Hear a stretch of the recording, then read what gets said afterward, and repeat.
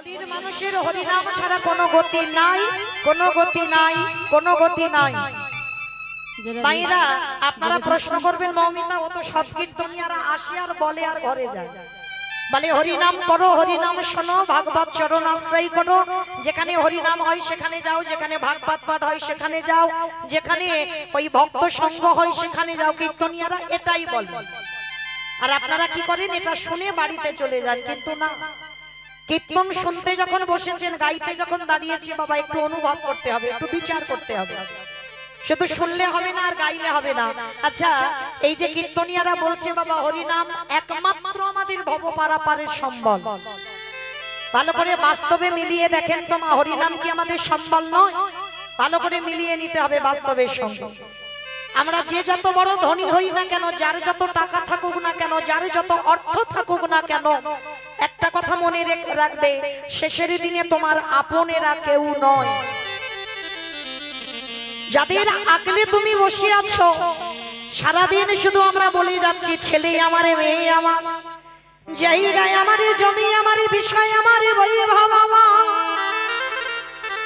যতই আমার আমার করো না কেন,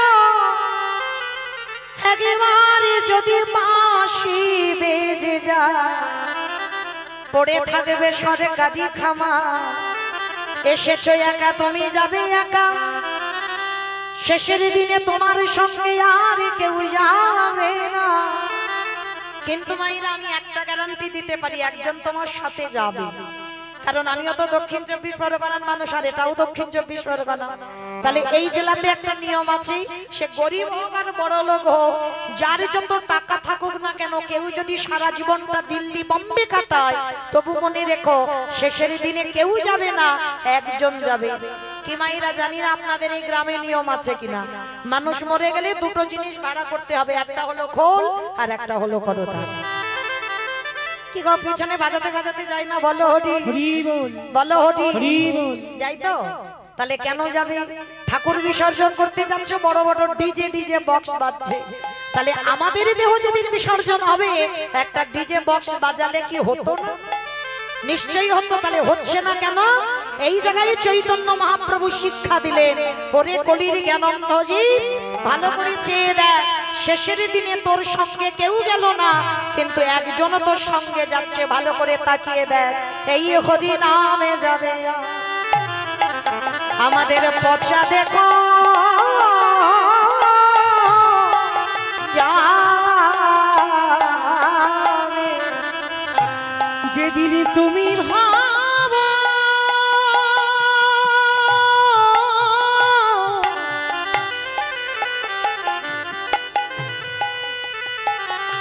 যেদিন তুমি ভাবো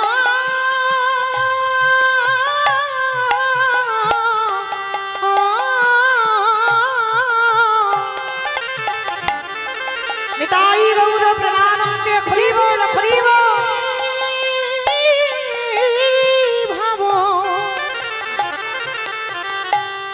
ওই ভব পারে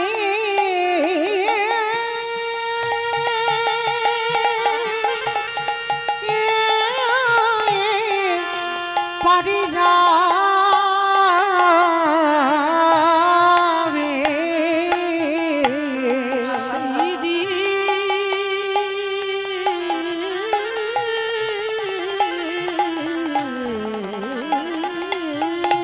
হরি নাম ছাড়া তোমার কোনো পথ নাই। সেই দিনে নামে যাবে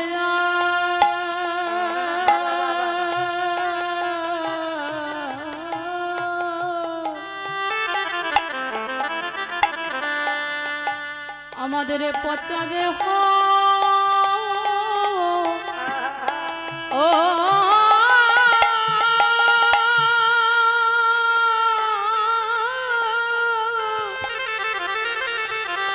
দেহ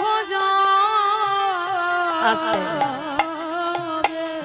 তাহলে মায়েরা একমাত্র আমাদের ভব পারাপারের সম্বল হলো এই হরিনাম সংকীর্তন। সেইটাকে আশ্রয় করো। পৃথিবীতে সবাইকে ভুলে যাও, কিন্তু জীবনে যেন ভুল করে আমার গৌর গোবিন্দ চরণ ভুলে যেও না। কারণ তার মতো আপনজন, তার মতো দিনের দয়ালে দীনবন্ধু আর পৃথিবীতে কেউ তোমার হবে না। যার জন্য বাবা পৃথিবীর মাটিতে কৃষ্ণ যে কলিকালের মাটিতে গৌর হয়ে এলো, পৃথিবীতে হাজার হাজার ভক্ত ছিল, লাখ লাখ ভক্ত ছিল, কোটি কোটি ভক্ত ছিল, কিন্তু কারোর ডাকে এলো না। এসেছিল শুধুমাত্র একজনের ডাকে, যিনি হলেন শান্তিপুরের মাটিতে বুড়ো অদ্বৈত আচার্য গোসাই। তাহলে বাবা ঠাকুর এই জায়গাটা একটু আস্বাদন করতে হবে প্রত্যেকটা ভক্তকে। পৃথিবীতে যদি এত এত ভক্ত থাকলো, তাহলে এত ভক্ত থাকা সত্ত্বেও একেবারে শান্তিপুরে বুড়ো মালির ডাকে কেন এলো? আমাইরা অদ্বৈত আচার্য চেনো তো? আপনাদের গ্রামে কেউ নয়, পঞ্চতত্ত্ব ছবি যাদের বাড়িতে আছে দেখবেন, শ্রীকৃষ্ণ চৈতন্য প্রভু নিত্যানন্দ শ্রী অদ্বৈত গদাধর শ্রীবাস আদি গৌর ভক্তবৃন্দ।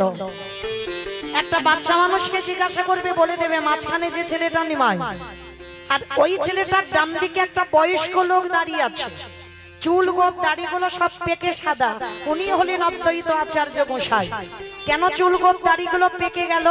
আমার মহাপ্রভুর থেকে 52 বছরের বড়। তা যিনি 52 বছরের বড় হবে, তার তো বাবা চুল গোপ দাড়িগুলো পেকে সাদা হবে। কিন্তু এই জায়গাটাই প্রত্যেকটা মানুষের মনে একটা প্রশ্ন জাগে না বাবা, যে এত ভক্ত থাকতে একেবারে ওই বুড়োর ডাকে আর কেনই বা 12 বছরে তুলসী ভাসিয়ে আমার কৃষ্ণকে কলিতে গৌর করে আনলো? আর কি ভক্ত ছিল না? নিশ্চয়ই ছিল। তাহলে একেবারে ওনারই ডাকে এলো কেন? তাহলে বাবা আগে জানতে হবে ওই মানুষটার পাওয়ার কত, তাই না?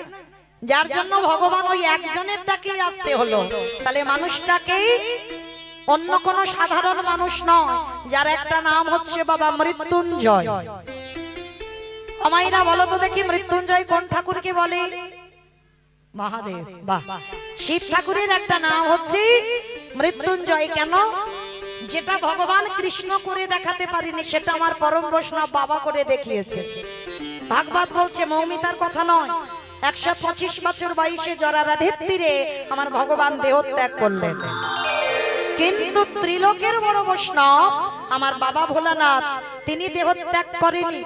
সত্য ত্রেতা দাপরেতে একই বাবা ভোলানাথ হয়েছিল, কিন্তু কলিকালের মাটিতে ওই বাবা আর শিব রূপে আসেন। কি গো মাইরা, ফাল্গুন মাসের 24 তারিখে একটা তিথি গেল, শিব চতুর্দশী ব্রত।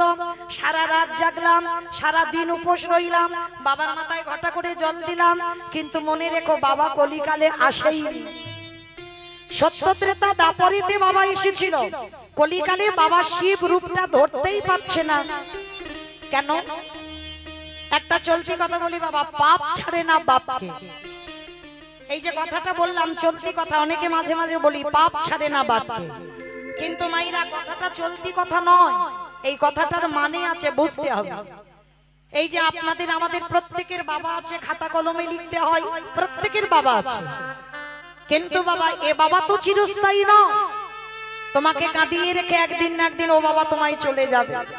কিন্তু প্রত্যেকের একটা আসল পিতা আছে, যিনি হলেন বিশ্বের স্রষ্টা মালিক ভগবান কৃষ্ণচন্দ্র। নিতাই গৌর প্রেমানন্দে হরি বল। যিনি হলেন বিশ্ব পিতা, যিনি হলেন জগৎ পিতা, যিনি হলেন সবার বাবা। আচ্ছা বলেন তো বাবা, ভালো করে বিচার করে, সেই বাবাকে কি পাপ ছেড়েছিল? কখনো ছাড়েনি। কুরুক্ষেত্রের মাঠে যেদিন গান্ধারীর শতপুত্র নিধন হলো, হাতে মশাল জেলে মাতা গান্ধারী পাগলিনীর মতো কেঁদেছিল। আর যখন দুর্যোধন প্রাণ ত্যাগ করলো, মা হয়ে ছেলের জন্য চিতা সাজাতে পারে, কিন্তু বলো তো মা হয়ে কি ছেলের মুখে আগুনটা দিতে পারে? পারে না। যখন পাগলিনীর মতো কাঁদছিল মাতা গান্ধারী, তখন পিছন থেকে কে যেন এসে বলেছিল, আমি আছি, আমি আছি, তোমার ছেলের মুখাগ্নি করবার জন্য আমি আছি। পিছনে তাকিয়ে দেখলো বাবা, কাউকে দেখতে পাচ্ছে না। কে তুমি? আমি সবাইকে দেখতে পাচ্ছি, কিন্তু যে বলছে আমি আছি তাকে দেখতে পাচ্ছি না কেন? সেদিন পিছনের মানুষটা হেসে বলেছিল, হাজার হাজার হ্যালোরিন জেলে যদি আমার সামনে কেউ জেলে দেয়, আমারে দেখা যায় না। হাজার হাজার টিউবলাইটে জেলে যদি আমার সামনে জেলে দেয়, আমারে দেখা যায় না। হাজার হ্যারিকেনে যদি আমার সামনে ধরে, আমারে দেখা যায় না। আমারে দেখতে গেলে তার জ্ঞান চোখটা খুলতে হবে। একবার কুলকুণ্ডলী জাগরিত করতে হবে, তবেই যদি সেই হৃদয়ে দেখতে পায় আমি এসেছি। তবে তোমার সেই নয়ন খৈনি, তথাপি আমি তোমায় দেখা দেব।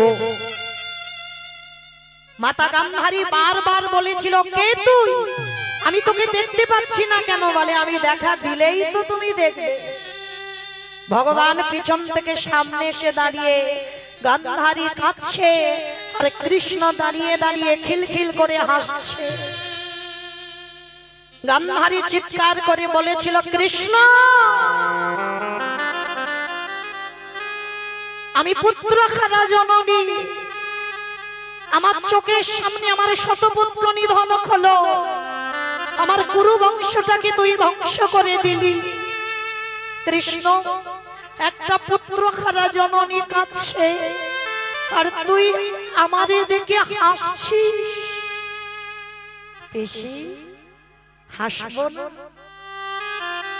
তুমি তো হাসির কাজ করছো, এই জন্য হাসছি। কৃষ্ণ, আমার ছেলেগুলো মরে গেছে, আমি কাঁদছি, তুই হাসছিস কেন? পিসি, একটা কথা মনে রেখো, ভালো করে স্মরণ করে রেখে তো পিসি, এই যে ছেলেগুলো মরেছে, কোন ছেলেটার মৃত্যুর জন্য তোমার কৃষ্ণ দায়ী নয়। কারণ এদের মৃত্যুর জন্য তুমি একমাত্র মা দায়ী হয়েছ। কৃষ্ণ, আমি ওদের মা, আমি কি করে দায়ী হব? বলে, পিসিমা, জন্ম দিলেই শুধু মা হওয়া যায় না, মায়ের কর্তব্যগুলো আগে পালন করতে হয়। কে গো মায়েরা, জন্ম দিলেই হয়ে গেল ছেলের মা হয়েছো? না, তাহলে মায়ের কর্তব্যগুলো আগে পালন করতে হবে, তবে তুমি মা হওয়ার যোগ্যতা অর্জন করবে।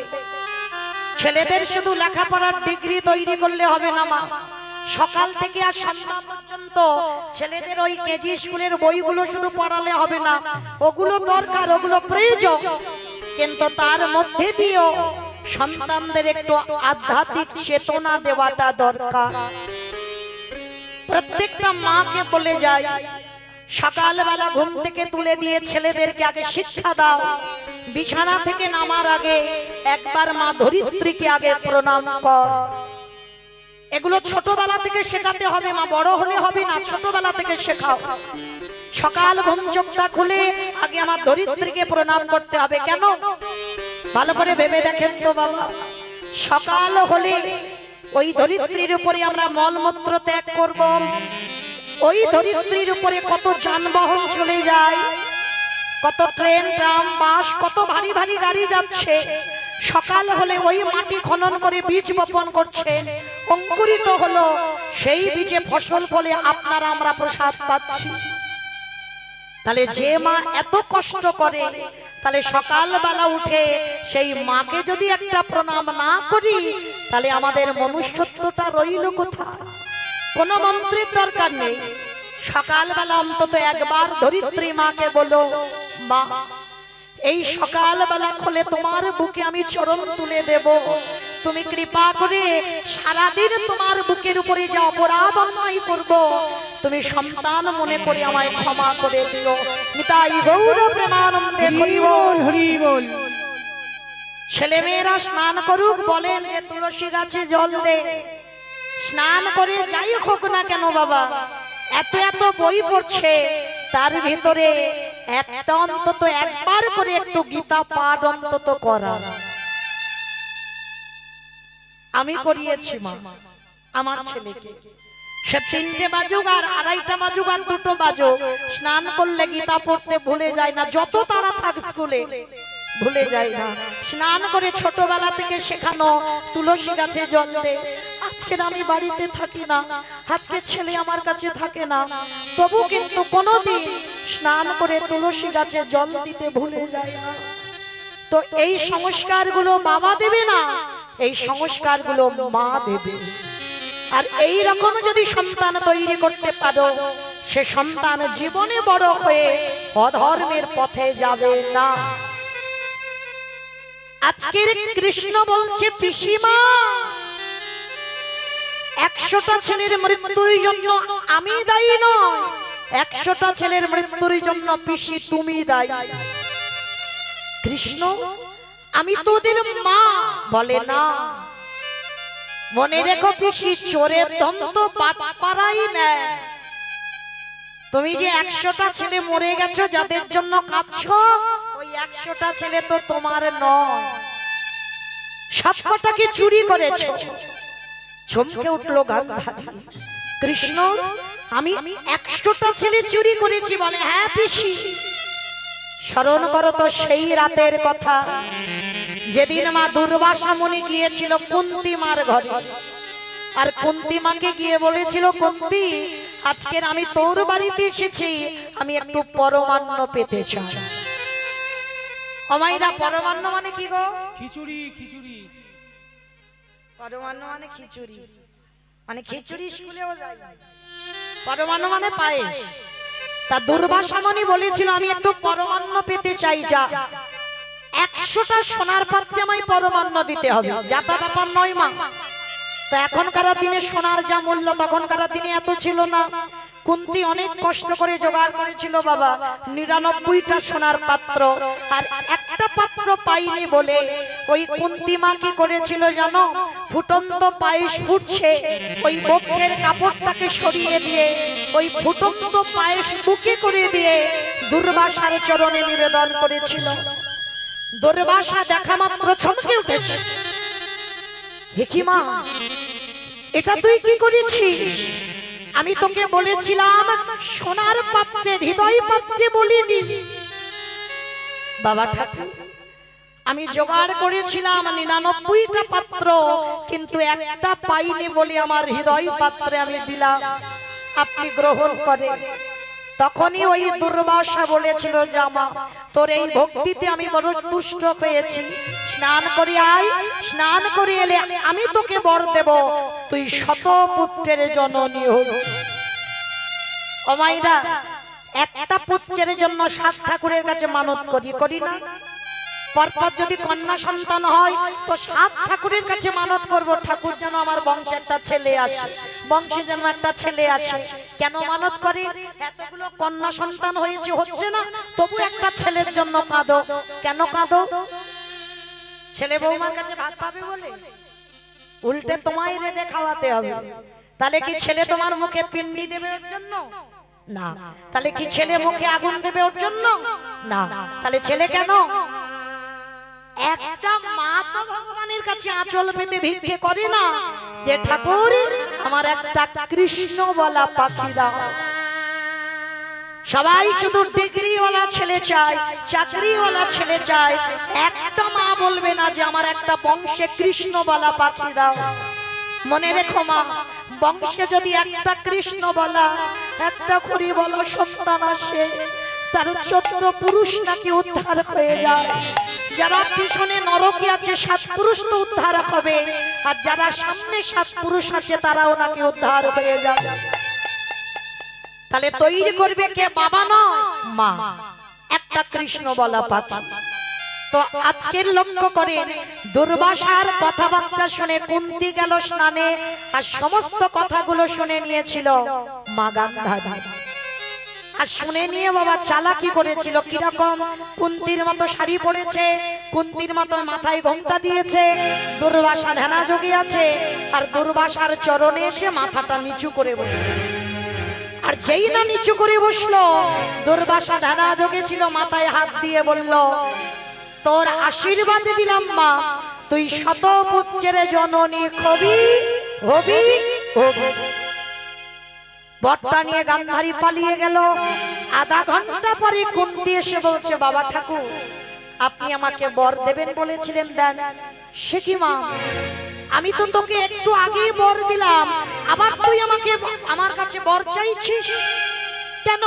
কিসের জন্য তুই আমার? তোর এত লোভ, তোর এত লালসা, এই মুহূর্তে আমি তোকে অভিশাপ দেব না। না বাবা ঠাকুর, আপনার বোধহয় কোথাও ভুল হচ্ছে, আপনি আমাকে বর দেননি, তাহলে আমি কাকে বর দিলাম?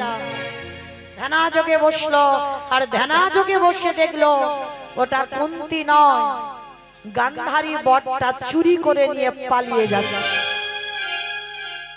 রাগান্বিত হয়ে বলেছিলে, পাপিষ্ঠা নারী, তোর এত বড় স্পর্ধা, তুই দুর্বাসার সঙ্গে ছলনা করলি, আমি তোরে ছেড়ে দেব না। কুন্তির মাথায় হাত দিয়ে বর দিল, তুই 3টে ছেলের মা হবি। যুধিষ্ঠির, ভীম, অর্জুন, মাতৃর হবে 2টো সন্তান, নকুল, সহদেব। আর মাতৃর মৃত্যুর পর এই ত্রিভুবন জানবে তুই পঞ্চপুত্রের জননী। আর তোরই 5টা ছেলের হাতে ওই গান্ধারীর শতপুত্র নিধন হবে, হবেই হবে। কথাটা বললো কে মা? মৌমিতা না, কুরুক্ষেত্রের মাঠে ভগবান কৃষ্ণ পিসি গান্ধারীকে বলছে, পিসি চোরের ধন তো বাট পাড়াই নেয়, কান্নাকাটি কিসে? পাপের ভরা পূর্ণ হয়েছে তাই তোমায় কাঁদতে হচ্ছে। সেই দিন আমার কৃষ্ণকে অভিশাপ দিয়েছিল মাতা গান্ধারী, কৃষ্ণ আজ যেমন আমার কুরু বংশ তুই ধ্বংস করলি, আমি তোরই অভিশাপ দিলাম, আমার মতো করে তোরও পুত্র হারাতে হবে, তোরও আপনজন হারাতে হবে, তোরও নিজ নিজ আপনজনদের হারিয়ে কাঁদতে হবে। আমি অভিশাপ দিলাম, তোর 56 কোটি যদু বংশ ধ্বংস হবে, হবে, হবে। মনে রেখো বাবা, ভগবান মহাভারতে 2বার কেঁদেছে, 2বার। ভগবান আর কখনো কাঁদেনি, সব সময় অসুর নিধন করেছে, ভগবান মারামারি করেছে, পেটাপিটি করেছে, শুধু হেসে হেসে, কিন্তু 2বার কেঁদেছে মহাভারতে। কখন? যেদিন বাবা পঞ্চপাণ্ডব পাশা খেলায় হেরে গেল। এই প্রশ্নটা উদ্ধব করেছিল কৃষ্ণকে, কৃষ্ণ একটা প্রশ্নের উত্তর দেবে? শুনেছি তুমি নাকি পঞ্চপাণ্ডবদের সঙ্গে ছিলে, তাহলে যে পক্ষে কৃষ্ণ রয় তাদের কি কোনোদিন পরাজিত হতে হয়? তাহলে তুমি যদি পাণ্ডবদের সঙ্গে রইলে, তাহলে পাণ্ডবরা পাশা খেলায় হারলো কেন? কথাটা শুনে আমার ভগবান উদ্ধব মহারাজের কাছে হাত জোড়ো করে বলেছিল, উদ্ধব শোনো, তোমায় একটা কথা আমি বলি, যেটা জগতে সবাই জানে না, সবাই তো বাইরের দিকটা দেখে, ভিতরটা দেখে না। আমি একটুখানির জন্য হলেও আমি স্বয়ং কৃষ্ণ দুর্যোধনের পক্ষ নিয়েছিলাম ওই পাশা খেলায়। কেন? এই জায়গাটা বাবা ভালো করে একটু শুনবেন।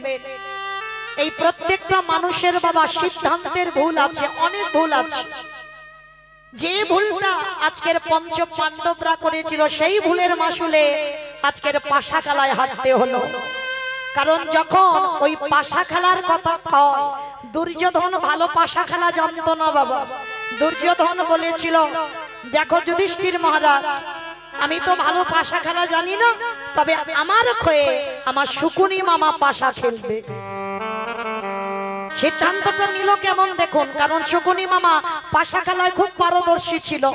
তাহলে দুর্যোধন পারে না, তিনি অহংকার করে কিন্তু বলেনি যে আমি খেলবো, বারবার বলেছিল আমার শকুনি মামা আমার হয়ে খেলবে।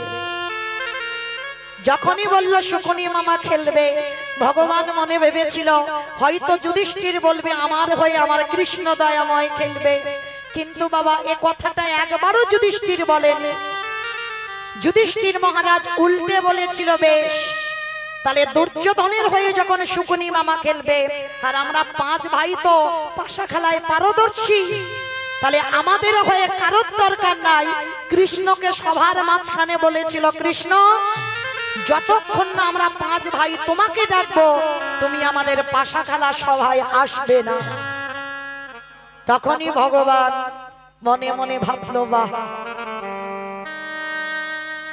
দুর্যোধন সিদ্ধান্তটা ঠিকই নিল, তা শকুনি মামার উপরে দিল, কিন্তু তা কিছুতেই আমার যুধিষ্ঠির তো একবারও আমার উপরে দায়িত্ব দিল না, তাই চলে গেলাম, তাই তো ওরা খেলে গেল।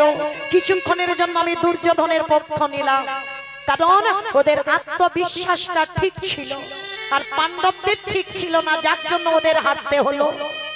উদ্ধব বলল, বেশ এটা নয় আমি মেনে নিলাম, কিন্তু যে সখী দ্রৌপদীকে তুমি বেশি ভালোবাসো সব থেকে, তাহলে সেই শোকের সম্মান নিয়ে টানাটানি হলো, তুমি দাঁড়িয়ে দাঁড়িয়ে দেখলে কেন?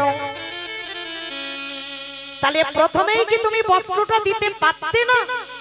পারতে তো, তাহলে দাঁড়িয়ে দাঁড়িয়ে দেখলে।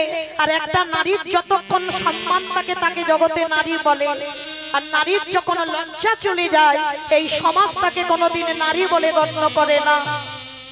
তাহলে সখী দ্রৌপদী যখন দুঃশাসন বক্ষের কাপড় ধরলো, কেন তুমি ওই মেয়েটার অপমান সহ্য করলে?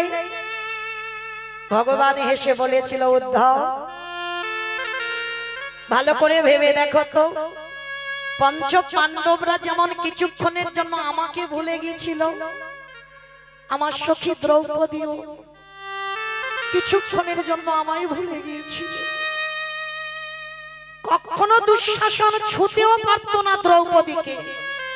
যদি বাবা একবার দ্রৌপদী ভগবানকে প্রথমেই স্মরণ করত, কিন্তু করেনি তো। প্রথমে পাশাখানায় দাঁড় করালো, প্রথমে বাবা ওই বীর 5 জন স্বামী ছিল ওদের কাছে সাহায্য চেয়েছিল। আর বীর যাদের শক্তি কত, তারা মাথা নিচু করে বসে আছে, দ্রৌপদীর দিকে তাকাতে পারছে না, কিছু সাহায্য করতে পারলো না। তারপরে অষ্টগুরু দ্রোণাচার্যের দিকে তাকালো, তিনিও মাথা নিচু করে দিল। পিতামহ ভীষ্মের দিকে তাকালো, তিনিও মাথা নিচু করে দিল, কেউ সাহায্য করলো না। সবার শেষে দ্রৌপদী মনে পড়লো, পৃথিবীতে তো তাহলে কেউ কারোর নয়। আমার পাণ্ডবরা স্বামী যাদের কত শরীরে ক্ষমতা, 5-5টা স্বামী দাঁড়িয়ে আছে, আমার সম্মান ধুলোয় মিশে যাচ্ছে, তারা কিছু করতে পারছে। সবার শেষে বাবা একটা বক্ষের কাপড় ধরে একটা হাত দিয়ে ডেকেছিল, হে দ্বারকাধিপতি কৃষ্ণ দেখা দাও। এলো না। ডাক দিল, হে ব্রজেন্দ্র নন্দন কৃষ্ণ দেখা দাও। এলো না। হে গোলকপতি কৃষ্ণ দেখা দাও। এলো না। 3 বার ডাকা হয়ে গেল। এইবার দ্রৌপদী বলে উঠল, বেশ, আমার সম্মান চলে যাওয়া মানে তোমারও তো সম্মান চলে যাওয়া। কারণ একটা নারীর যখন সম্মান চলে যায় তাতে কি তোমার কষ্ট হবে না? আমার দেহ মন প্রাণটা তুমি তোমার চরণে দিয়েছি। বেশ, আজকে দেখি তুমি কি করে থাকতে পারো। এইবার লজ্জা ঘৃণা ভয় ত্যাগ করে দিয়ে 2টো বাহু উত্তোলন করে রেখেছিল, হে প্রাণপতি দেখা দাও। হে প্রাণপতি দেখা দাও, প্রাণপতি দেখা দাও। হে প্রাণপতি দেখা দাও। একেবারে দেখা দাও।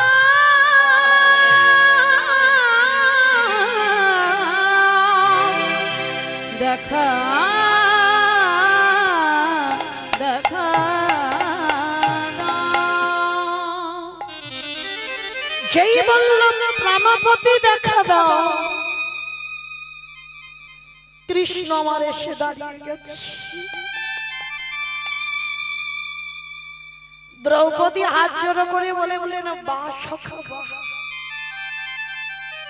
আমি তো তোমার 3 বার ডাকলাম, কই এতক্ষণ তো এলে না। ভগবান বলছে, সখী তুমি প্রথমে কি বলে ডেকেছো? বলে, কেন? আমি বলেছি দ্বারকাধিপতি কৃষ্ণ দেখা দাও। সখী, কোথায় হস্তিনাপুর আর কোথায় দ্বারকা, আসতে টাইম লাগবে না? তারপরে কি বলেছো? হে ব্রজেন্দ্র নন্দন কৃষ্ণ দেখা দাও। হস্তিনাপুর থেকে ব্রজধাম 3 দিনের পথ, আসতে টাইম লাগবে না? তারপরে কি বলেছো? হে গোলকপতি কৃষ্ণ দেখা দাও। কোথায় হস্তিনাপুর আর কোথায় গোলক, আসতে টাইম লাগবে না? বাহ, তাহলে 3 বারের ডাকে এলে না, 4 বারের ডাকে কেন এলে সখী? 4 বারে তুমি আমায় কি বলে ডেকেছো বলো? 4 বারের মাথায় তুমি বলেছো, হে প্রাণপতি দেখা দাও। হস্তিনাপুর কোথায় আর তোমার প্রাণটা কোথায়? আমার কি আসতে টাইম লাগে সুখ। যেখান থেকে দ্রৌপদীর বস্ত্র শেষ, সেখান থেকে ভগবান বস্ত্র জুড়িয়ে দিল। সেই সময় আমার ভগবান কৃষ্ণ কেঁদেছিল। এই একবার কাঁদলো, আর একবার কেঁদেছিল কখন? যখন গান্ধারী অভিশাপ দিল আমার কুরু বংশ যেমন ধ্বংস হলো, তোরও 56 কোটি যদু বংশ ধ্বংস হবে। কারণ বাবা এই অভিশাপটা তো ঠিক দেয়নি, কারণ গান্ধারীর কুরু বংশ তো কৃষ্ণ ধ্বংস করেনি। যখনই অভিশাপটা পেল, কৃষ্ণ কাঁধ জড়ো করে বলেছিল, পিসিমা আমি তোমার কুরু বংশ ধ্বংস করিনি, এখনো তোমার একটা প্রদীপ আমি জেলে রেখে দিয়েছি। তুমি তাকে ভুলে গেছো, তুমি তাকে চেনো না, তুমি তাকে জানো না, তুমি তাকে সন্তান বলে সম্মান দাও। গান্ধারী বলল, কৃষ্ণ শেখে, এখন আমার একটা প্রদীপ শেখে। বলে যার নাম হলো পিসিমা, মহাভারতে যুযুৎসু, এখনো যুযুৎসু বেঁচে আছে। তখনই গান্ধারী কেঁদেছিল, কৃষ্ণ আমি ভুল করেছি, তুই আমায় ক্ষমা করে দে। কিন্তু বাবা এই সময় কৃষ্ণ বলেছিল, পিসি তোমার 100টা ছেলের মধ্যে আমি যদি মনে করতাম 99টা খারাপ করতে পারতাম, একটা ছেলে তো আমি অন্তত ভালো করতাম, এটাও আমি ভুল করেছি। ওই জন্য এই ভুলের মাসুল আমাকে দিতে হচ্ছে। তোমার অভিশাপ আমার শিরোধার্য। ওই জন্য কথাটাই আমরা বলি, পাপ ছাড়ে না বাবাকে। তার মানে আমাদের বাবাকে ছেড়ে দিল না, আর আপনারা আমরা তো তুচ্ছ। ঠিক এই রকম একটা ভুল পরম বৈষ্ণব বাবা ভোলানাথ করে ফেলেছিল। যে ভুলটা করেছিল কবে করলো? ভুলটা করেছিল পরম বৈষ্ণব বাবা ভোলানাথ ওই যুধিষ্ঠির রাজস্বাই যজ্ঞে। এই যুধিষ্ঠির রাজস্বাই যজ্ঞে বাবা ভোলানাথ একটা ভুল করেছিল, যার জন্য কলিকালে আর শিব হতে পারছে না। ভুলটা কি? যেদিন বাবা যুধিষ্ঠির মহারাজের উপরে দায়িত্ব দেওয়া হলো, আর কৃষ্ণ সবাইকে একটা একটা করে কাজ বুঝিয়ে দিয়েছে। ধরুন আমার এই কমিটি দাদা ভাইরা কীর্তনটা করাচ্ছেন, বাবা একা একা দ্বারা হয়? কোনদিন পারবে?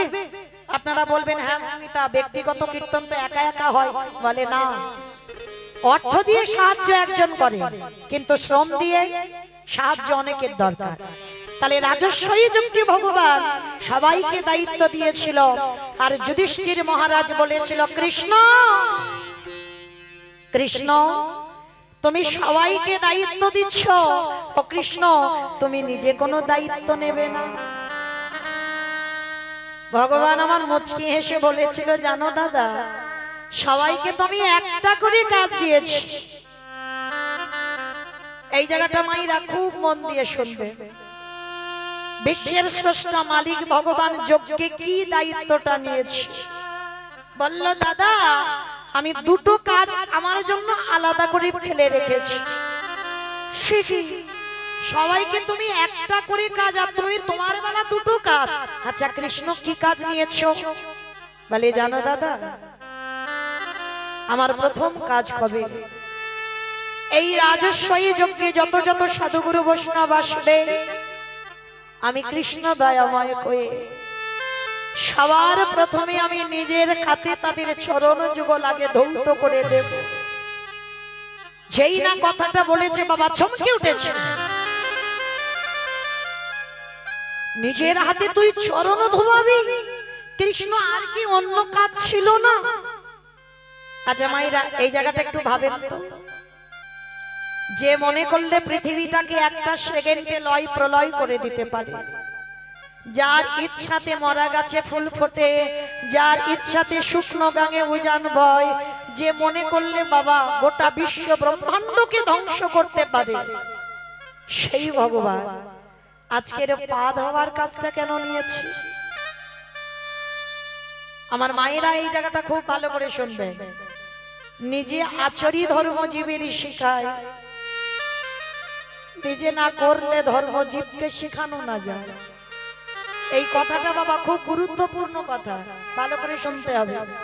এই যে আমরা কীর্তনিয়ারা না কীর্তন করে বেড়াচ্ছি, আগে বাবা আমাদের আচরণটা ঠিক করতে হবে। যারা শিক্ষার জায়গায় দাঁড়ায় বাবা, যদি তাদেরই শিক্ষা না হয়, তাদের যদি এখনো চৈতন্য না হয়, তাদের মুখের কথা শুনে বাবা কারো শিক্ষা হবে বলে মনে হয়? আমি শিক্ষার জায়গায় দাঁড়িয়ে আমি যদি আমার পিতামাতাকে সম্মান না করি, সাধুগুরু বৈষ্ণব দেখলে আমি যদি নত না হই, আমি গুরুচরণে যদি নত না হই, আমি যদি কৃষ্ণ বলি না কাঁদি, তাহলে আমাকে দেখে বাবা জীব শিখবে কি? তাই তো ভগবান রাজস্বায়ী যজ্ঞে পা ধোয়ার দায়িত্বটা নিয়েছে। কেন? আপনাদের আমাদের চৈতন্য দিল, ওরে কলির জীব, তোদের বাড়িতে যদি কোনোদিন সাধুগুরু বৈষ্ণব গুরুদেব আসে, সবার আগে চেষ্টা করবি ঘটিতে করে জল নিয়ে আগে পা ধোবার ব্যবস্থাটা করে দিবি। কি গো মায়েরা, এগুলো আগেকার দিনের নিয়মগুলো ছিল, তাই না? এই এখনকার দিনে আমাদের মতো মেয়েরা যত টিভি সিরিয়াল দেখে আর তাদের মতো আচরণ হয়ে যায়। কিন্তু চরণ ধরে আমি একটা কথা বলে যাই, যদি এই অধম কীর্তনিয়ার কথা কারোর মনে থাকে, বাড়িতে যদি সাধুগুরু বৈষ্ণব গুরুদেব যদি নাও আসে, প্রতি বৎসর একবার যে যার ঘরের যদি বাবা মা থাকে, যে যার ঘরের যদি শ্বশুর শাশুড়ি থাকে, যারা হারিয়ে ফেলেছো মা, হাজার দিন যদি মাথা ঠুকে কাঁদো আর পাবে না। কিন্তু যারা ধরে রেখেছো, চরণ ধরে বলে যাই একটু যত্ন করে আঁকলে রেখে দিও। ওই মূল্যবান সম্পদ যদি একবার আমাদের কাছ থেকে চলে যায়, হাজার দিন কাঁদলেও আর ওদেরকে ফিরে পাবে না। যদি বলেন বাবা মূল্যবান সম্পদ, আমি বলছি না, আমার ভগবান বলছি, যারা ভাগবত জ্ঞানী এখানে বসে আছেন, যারা ভাগবত পড়ে, আমার কৃষ্ণ তো সুদামাকে বলেছিল, সুদামা সবার আগে বড় গুরু হলো যে যার ঘরের বাবা মা, তারপরে গুরু হলো শিক্ষা গুরু, দীক্ষা গুরু, তারপরে গুরু হলাম আমি ভগবান। এই জগতে তীর্থে যেতে হবে না, হাজার বার কোথাও যেতে হবে না, বৎসরে যদি একবার, আমি বলে যাচ্ছি না মা যে রোজ রোজ তোমরা বাবা মার পা ধোয়াও, রোজ দরকার নাই, বৎসরে একবার। ঠিক যেমন আমরা ভগবানকে সেবা পূজা করি, যেমন সিংহাসনে রেখে গলায় মালা দিয়ে ভগবানের চরণে যেমন প্রসাদী দেয়, ঠিক তেমনই ভাবে পিতা মাতাকে সম্মান করুন। ভগবান বললেন শুধু একজনই নয়, পৃথিবীতে যারা সব থেকে বড় গুরু তাদেরকে যারা সম্মান করে, আমার ভগবান বললেন আমি সারা জীবন সেই ভক্তের দরজায় বন্দী হয়ে যাই। নিতাই গৌর হরি বল, হরি বল, হরি বল। তাই তো ভগবান রাজস্বায়ী যজ্ঞে আজকের পা ধোয়ার ব্যবস্থাটা করেছে। শুধু পা ধোয়ালো নয়, আরো একটা কাজ করেছিল বাবা। কি কাজ জানো? যারা যারা যজ্ঞে প্রসাদ পেয়েছিল, কৃষ্ণ দয়াময় ওই প্রসাদের পাতাগুলো নিজের হাতে তুলে নর্দমায় ফেলেছিল। শুধু নর্দমায় ফেললো না, আরো একটা কাজ করলো, যেখানে পাতাগুলো ফেলছে একটু একটু করে প্রসাদে লেগে আছে, কৃষ্ণ দয়াময় একটু করে প্রসাদে দিয়ে আজ ভগবান নিজের সারা গায়ে মানছি। বুঝি ভকেতে নিতাই গৌর প্রেম হরি হরি।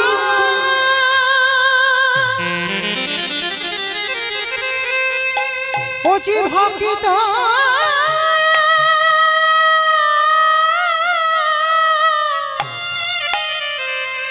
ভকিত ছাড়া কিছু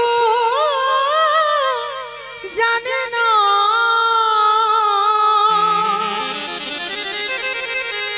তাই তো যুগে যুগে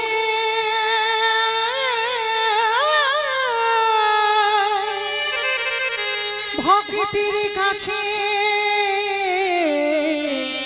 ছুটে আসে। আমি ভক্ত ও